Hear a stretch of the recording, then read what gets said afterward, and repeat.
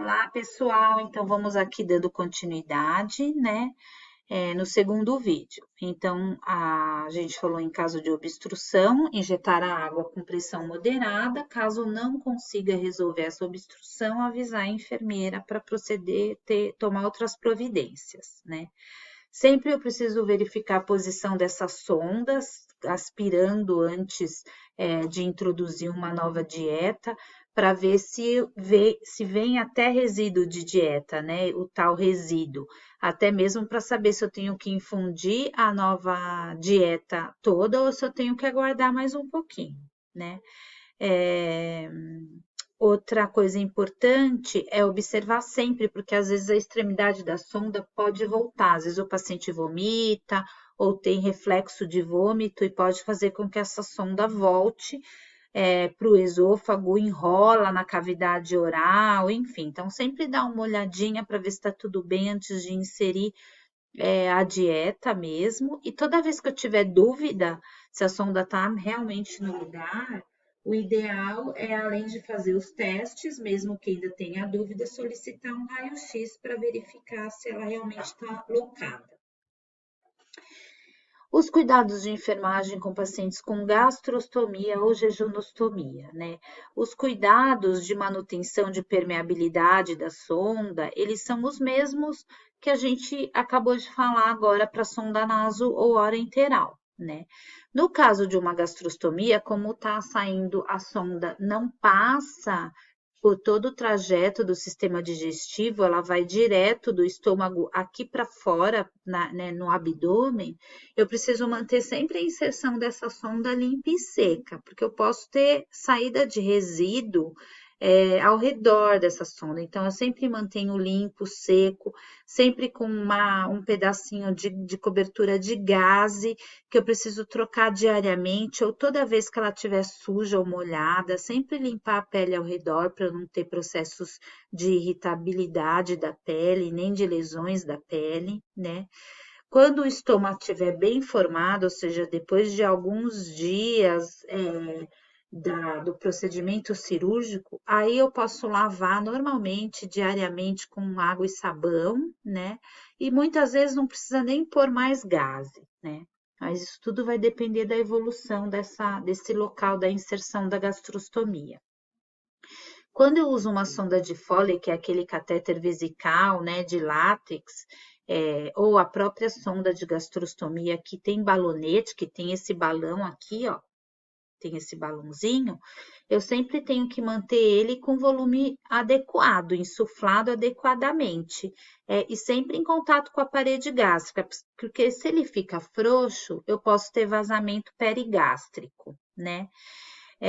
Tem sempre esse disco aqui, olha, nesse tipo de sonda, esse disco fica aqui por cima da barriga, e isso aqui fica na parte de dentro, então eu sempre tenho que tracionar esse disco para ele ficar bem coladinho aqui na minha pele, justamente para não deixar extravasar nenhum tipo de resíduo lá de dentro para fora. Se caso tiver uma saída acidental da sonda, eu preciso solicitar uma avaliação médica para ser passada uma nova sonda. Algumas enfermeiras têm capacitação para reposicionar a sonda no caso de uma saída acidental, mas ela tem que ter capacitação para isso.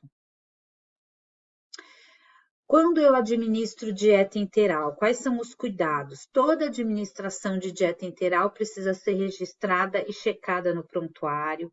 Todos os frascos de dieta são encaminhados pelo Serviço de Nutrição e Dietética.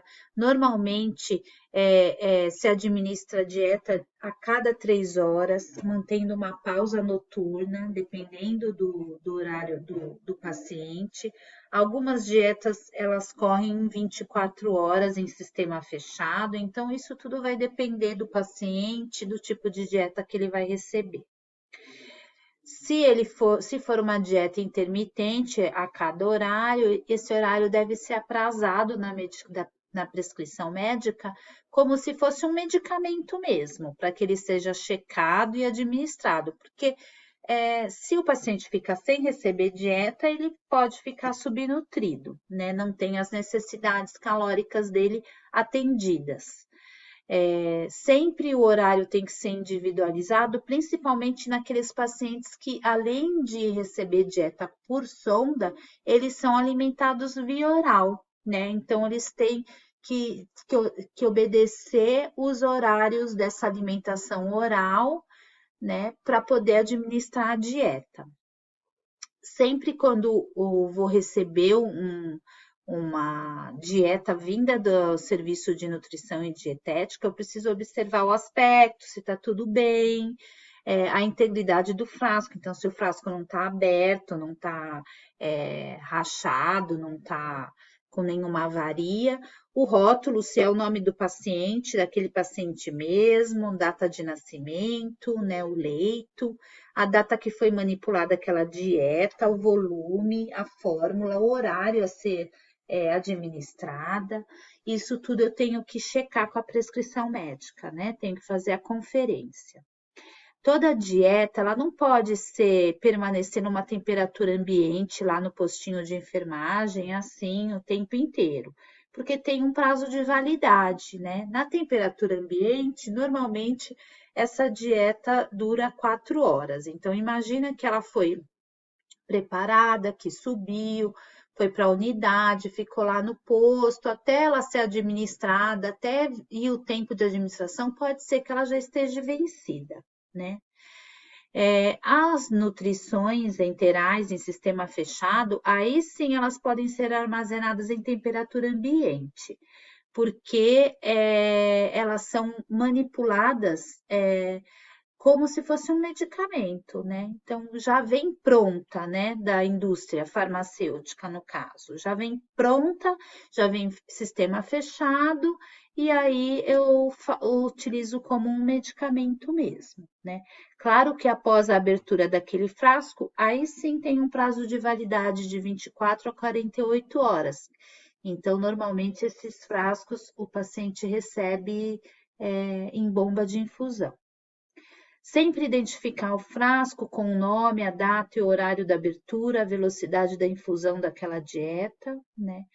E o frasco em sistema aberto ou fechado, ele é inviolável até o final da sua administração. Então, eu não posso ficar pondo e tirando, nem acrescentando coisas nele. Quando eu for fazer a infusão dessa nutrição, eu preciso fazer a higienização das mãos, as luvas de procedimento para manipular a sonda, né? Eu preciso usar. A via de administração e a fórmula prescrita eu preciso conferir.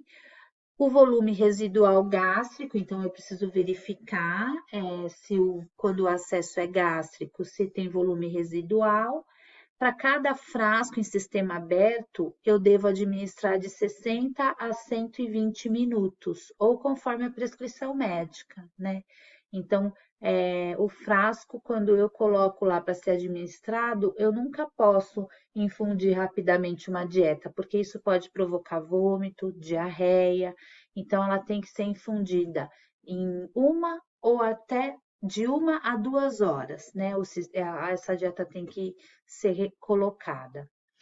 Para infusão gravitacional, ou seja, fora da bomba de infusão, eu coloco a dieta lá num equipo de soro e deixo ela gotejando devagarzinho, aí eu preciso usar um equipo próprio. Normalmente os equipos de dieta interal são na cor azul, e esse equipo precisa ser trocado a cada 24 horas. Eu não posso administrar a nutrição ou a água para hidratação em equipo de soro, porque isso pode provocar o erro de alguma coisa. Então, se eu acostumo a administrar dietas em equipos de soro, eu posso eventualmente cometer o erro de instalar um frasco de dieta em um equipo de soro que esteja num acesso venoso, por exemplo, e não numa sonda nasoenteral. E aí eu posso provocar um agravo sério no paciente, podendo levar a óbito. Então, eu tenho que tomar muito cuidado com os sistemas de infusão. Às vezes, o paciente está com catéter central aqui no pescoço, né? E aí, bem próximo, eu tenho a sonda de nutrição enteral, todos voltados para o mesmo lado. Aí eu tenho um soro sendo usado num equipo de soro, eu tenho uma dieta também num equipo de soro, porque eu não tenho equipo azul, e aí eu posso fazer uma confusão danada, né? Administrar a nutrição em bomba de infusão de forma contínua ou com pausas, aí vai depender muito da prescrição. E a administração contínua, ela acaba diminuindo o risco de refluxo, porque vai menos volume numa forma contínua, né? Então, eu consigo melhorar a tolerância à nutrição enteral. Para pacientes ambulatoriais, ou seja, paciente que vem de casa, que está acostumado ou que está indo para casa, eu posso até administrar essa dieta, muitas vezes é uma dieta caseira, em bolos através de seringa, né? Desde que esse método de administração seja bem tolerado. Se o paciente tolerar, estiver bem acostumado, isso pode acontecer. Sempre eu tenho que checar esse frasco de nutrição na prescrição, anotar o volume que foi instalado, o resíduo gástrico que eu observei. E se caso suspender algum frasco de nutrição em algum horário, eu preciso circular o horário e anotar por que aquele frasco não foi administrado. Às vezes o paciente entrou em jejum, enfim, tem que ter uma justificativa. Sempre na anotação de enfermagem, quando eu não faço algo por algum motivo, eu tenho que justificar, tá bom? Não simplesmente bolar que eu não dei e pronto, né? Tem que ter uma justificativa do porquê. O paciente que está acamado, que está no leito, ele tem que sempre ser mantido em decúbito elevado, de 30 a 45 graus, durante toda a infusão da nutrição, né? E depois que acaba a infusão da nutrição, ele deve permanecer nessa posição ainda 30 minutos. Só depois que eu posso deitar ele, virar, fazer, né, algum outro procedimento que eu diminua o decúbito. Sempre que eu tiver, o paciente também precisa ser aspirado, ele tem uma traqueostomia, ou ele tem excesso de saliva que precisa toda hora aspirar, ou ele tem uma fisioterapia que vai ter que fazer, ou eu tenho que dar banho no leito, enfim, qualquer procedimento que eu não consiga esperar a pausa entre as dietas, ou se for no caso do paciente que estiver recebendo uma dieta contínua pela bomba de infusão, eu tenho que suspender, parar a dieta, parar a infusão da dieta, e aí só depois fazer o procedimento, porque senão eu corro o risco de ter vômito, regurgitação ou broncoaspiração. Sempre que eu termino um frasco de dieta, eu tenho que hidratar esse paciente, né, com mais ou menos 50 ml de água. Se não for o horário da hidratação, eu tenho que lavar essa sonda, né, com água para não ter obstrução. No caso de restrição hídrica, alguns pacientes eles não podem ficar ingerindo muito líquido. Aí eu preciso desconectar o equipo, no caso, se eu fosse administrar 50 ml de água, aí eu desconecto o equipo, eu não introduzo água pelo equipo e eu lavo, injeto só de 10 a 20 ml de água, né? Não vou administrar hidratação. Sempre que eu preciso administrar água para hidratação, sempre tem que ser no intervalo entre os frascos de dieta, né? E esse volume tem que ser anotado. Bom, no caso é isso. Monitorização do paciente que recebe uma nutrição. Então, eu preciso controlar o peso dele semanalmente para ver se ele está ganhando peso. Os sinais vitais são os de rotina, o controle do volume da nutrição, então, quanto que ele recebeu de dieta em 24 horas, quanto que ele está apresentando de diurese, e aí sempre examinar ele com relação à hidratação, à distensão abdominal, à dor, né? Pesquisar queixas se ele está sentindo sede, fome, né? E a frequência das evacuações, se ele está evacuando, qual é o aspecto, principalmente no caso de dietas que são administradas rápidas, que podem causar diarreia, ok? Bom, agora vamos para outro assunto. Eu vou finalizar esse vídeo e continuo com vocês no próximo.